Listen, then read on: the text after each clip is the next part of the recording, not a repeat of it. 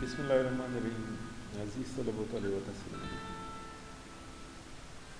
نثری سبق سال دوم کا آپ کے سامنے پیش ہے، مرید پور کا پھیر، ٹھیک ہے۔ اس کا ہم مشقی سوالات کرتے ہیں۔ اس سبق کے مصنف ہیں پطرس بخاری، ٹھیک ہے، اور ایک مضافیہ مضمون ہے۔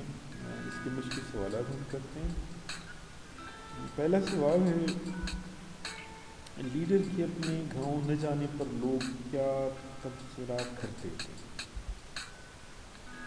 تو عزیز طلبہ، جس طرح پہلے بھی آپ لوگوں کو بتایا جا چکا ہے کہ آپ لوگوں نے جواب لکھنا ہے، پھر اس کے بعد سبق کا نام یا صرف سبق، اگر سبق کا نام ہو جائے اسی طرح سے، ٹھیک ہے، تو یہ بہت اچھا مرید پور کا، پھر ٹھیک ہے، پھر مصنف یا مصنف کا نام جو ہے وہ آپ لکھیں، اور اگلی ہی لائن جو آپ کا آنسر شیٹ جو ہوتا ہے ایک میں لکھیں مصنف ایک لائن میں، اور اگلی ہی لائن میں لکھیے مصنف پطرس بخاری، نام جو ہے اس کا اگلے لائن میں، ٹھیک ہے، اور پھر اس کی ادبی حیثیت۔ اکثر بچے جو ہے یہاں پہ تاریخ پیدائش وفات لکھتے ہیں، تو میرے خیال میں سب اگر ٹھیک لکھتے ہیں تو صحیح ہے۔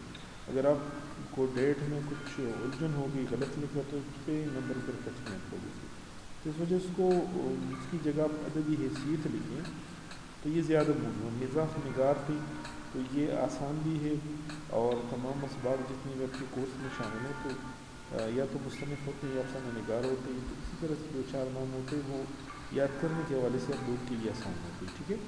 اچھا، یہاں پر میں نے ایک ہیڈنگ دی، لیڈر کے اپنے گاؤں نہ جانے پر لوگوں کے تبصرے۔ تو کیا تبصرے تھے یہاں پر؟ آپ جو ہے اس کا جواب دیکھیں۔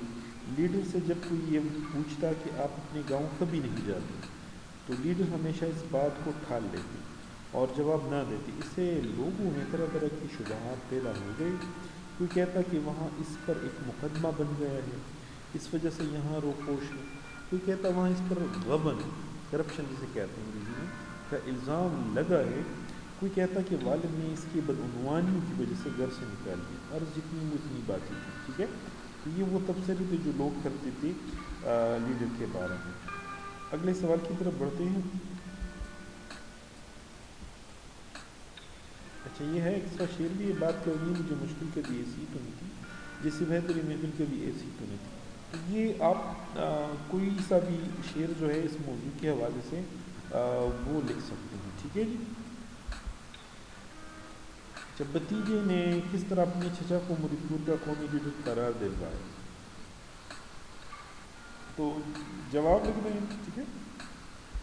سبق کا نام، مصنف کا نام، ادبی حیثیت، یعنی اس کا ادب میں کیا حیثیت ہے، مطلب لٹریچر میں اس نے کیا لکھا ہے، کس انداز کا لکھا ہے، ٹھیک ہے۔ بھتیجے کا اپنے چچا کو لیڈر بنانے کے لیے خدمات۔ مصنف شہر میں جس جگہ رہ رہے تھے اس کے قریب ہی کانگریس کا سالانہ اجلاس منعقد ہو رہا تھا۔ مصنف اس زمانے میں مکمل فارغ تھا، اس وجہ سے کانگریس کے اجلاس میں شریک ہو کر اس دن کی پوری روداد اپنے بھتیجے کو بذریعہ خط بھیج دیتا۔ بھتیجا نہایت احترام سے خط مقامی لوگوں کے سامنے پڑھتا اور ساتھ ہی مقامی اخبار مرید پور گزٹ میں بھی شائع کر دیتا۔ اس طرح سے بھتیجے کے تگدو سے مصنف مرید پور کا قومی لیڈر بنا، ٹھیک ہے۔ اچھا، اگلا سوال ہے، لیڈر نے اپنی تقریر کے لیے کون سے نکات اکٹھی کیے؟ تو لیڈر کی نکات جو ہے یہاں پر کچھ الگ الگ سے لکھی گئی ہیں، آپ ذرا دیکھ لیں۔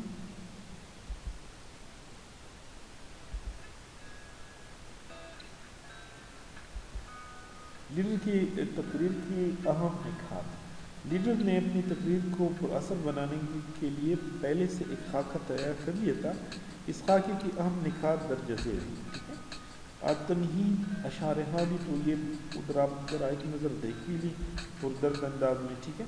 پھر دوسرے پہ ہیں ہندوستان کی موجودہ حالت، تو حالت میں کیا کیا چیزیں، افلاس بھی بات کرنی تھی اس کو، بغض پہ بات کرنی تھی، قومی رہنماؤں کی خود غرضی پہ بات کرنی تھی، ٹھیک ہے۔ اس کے علاوہ تیسری ہیڈنگ اس کی تھی، اس کی وجہ کیا ہے، ٹھیک ہے، کون سی وجوہات ہیں؟ تو بنیادی وجہ انہوں نے جو بتائی وہ ہے ہندو اور مسلمانوں کی نفاق، ٹھیک ہے۔ اور پھر جو ہے خاتمہ اس کی تقریر کا کیا تھا، عام نصائح پہ تھا، اتفاقی تلقین کے لیے چار آؤ اندلی کے کہے آؤ روزاریہ، وہ والا شعر جو ہے کتاب میں موجود ہیں وہ آپ لوگ اپنے ساتھ لکھ بھی سکتے ہیں، ورنہ یہ کافی ہے۔ مرید پور میں لیڈر کا استقبال کس طرح ہوا؟ یہ ہے اگلا سوال۔ تو مرید پور میں لیڈر کا استقبال جو ہے وہ کس طرح ہوا، دیکھتے ہیں اس کا جواب کیا ہے۔ مرید پور میں لیڈر کا استقبال کی ہیڈنگ ہو گئی۔ لیڈر کا مرید پور پہنچنے سے پہلے استقبال کی تیاریاں سانگا ریلوے اسٹیشن سے شروع ہو گئی تھیں۔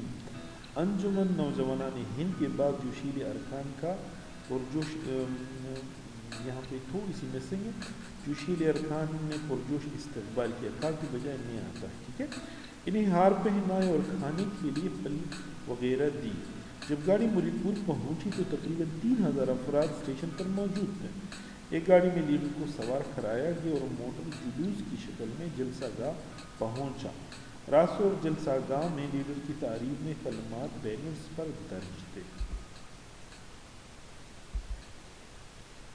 جزیز طلباء کا سوال ہے، جلسے کے دوران لیڈر کے بدحواس ہونے کی کیا وجہ تھی؟ اچھا، تو لیڈر کے بدحواس ہونے کی وجہ، لیڈر کے بدحواس ہونے کی وجہ یہ تھی کہ انہوں نے اس جلسے کی جو تقریر تیار کی تھی وہ تقریر اسے کہیں کھو گئی تھی۔ علاوہ سے لیڈر نے کبھی تقریر نہیں کی، اس لیے وہ جلسے میں بدحواس ہو گیا کہ اب اسے کیا بولنا اور کیسے بولنا۔ اچھا عزیز طلبہ، اس کو آپ مزید طویل بھی کر سکتے ہیں۔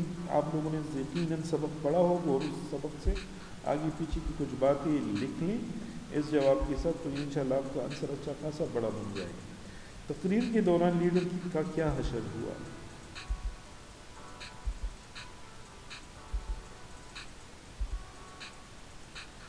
تقریر کے دوران لیڈر کا حشر، تقریر کے دوران لیڈر کا بہت بڑا حشر ہوا۔ اس نے جو تقریر اس جلسے کے لیے تیار کی تھی وہ اسے کہیں کھو گئی، ساتھ اس میں تقریر کرنے کی مہارت بھی نہیں تھی، اس لیے سخت بدحواس تھا۔ وہ جب تقریر کے لیے اٹھا اور تقریر شروع کی تو اس کے منہ سے آواز ہی نہیں نکل رہی تھی، اور جب نکلی تو بہت ہی منخنی، اس پر لوگ ہنسے۔ پھر جب لیڈر نے پھیپھڑوں پر زور دے کر یہاں کھر لفظ میں سے تیز بولنا شروع کیا تو اس پر کچھ اور لوگ بھی ہنسے۔ اس کے بعد لیڈر جو بولتا اس پر لوگ ہنستے۔ اس دوران ایک شخص نے کاغذ کی گولیاں لیڈر پر دے ماری، لوگ چلانے لگے۔ یہ حالت دیکھ کر لیڈر اتر کر اسٹیشن کی طرف بھاگنے لگے، ٹھیک ہے۔ تو چونکہ ادھر کا بھی یہ بات جو ہے لمبی چوڑی کی گئی اور پھر اس کو سمیٹنا آپ لوگوں کے لیے مشکل ہو جاتا ہے، ٹھیک ہے، تو اس وجہ سے میں نے یہاں پر آپ کے لیے اس کو مختصر کیا ہے۔ تو یہ تھے مرید پور کا پیر کے سبق کے مشکل سوالات۔ بہت شکریہ عزیز طلباء، السلام علیکم۔